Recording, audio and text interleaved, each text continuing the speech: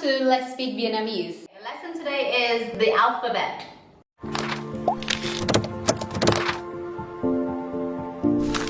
The first part, we're gonna go over only the vowels. So like a, u, okay?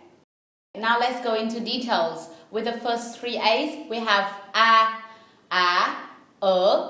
With the first A, so open the mouth a bit larger, like the same a in English, okay? The second one is a, so with this one, you also open the mouth, but to the sides a bit. A, see the difference? A, okay? And the next one we have is This one, even though it's shaped like an A, but it has a little hat on it, and then it doesn't sound anything like the letter A at all. Okay, so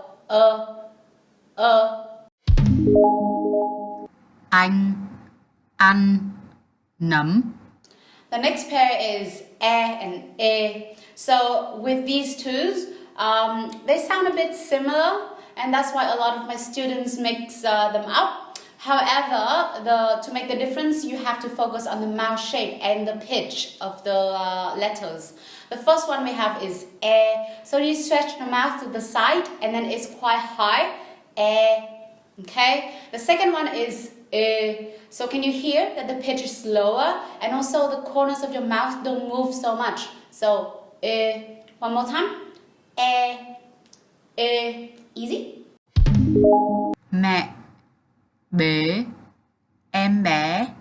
The E and the Y sound exactly the same if they stand alone, so it's E. However, if they are in with other vowels, then one will be a shorter sound and one will be a longer sound. So for example, we have I and I. Hear the difference? I. The next ones are the three O's. So we have A, O, Okay, with the first one, open the mouth largely. So we have see the mouth shape? The second one we have is O. So the mouth shape is a bit smaller and it goes forward like this. O. See that? Okay. O. The next one is So my mouth is very relaxed at this time. I don't shape my mouth. I don't try to say the O. I actually just leave my mouth that way and then produce a sound. So, see that? Bố, có, phở. Okay, the last pair we have is U and U. With the word U, then just produce the sound as like the normal U in English, okay? But shorter a bit, not U, it's U, okay? The second one is U. This one has exactly the same sound if you close your eyes, but the mouth shape is very different. And as a Vietnamese, I can hear the difference. Okay, so we have Try to keep your mouth very stable. The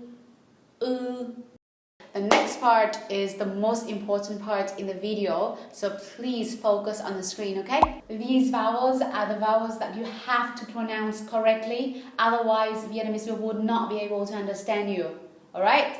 So from the A's, the most important one is the A with the hat. Because the A and A, they sound quite similar, so you don't have to focus too much on them. But the A with the hat has a different sound. Remember what it was? Right? So for example, if you want to say yes in Vietnamese, it's vâng. But if you pronounce it incorrectly, so it's going to be vang, which is wine. Okay? The next one is the O's. So we have the R.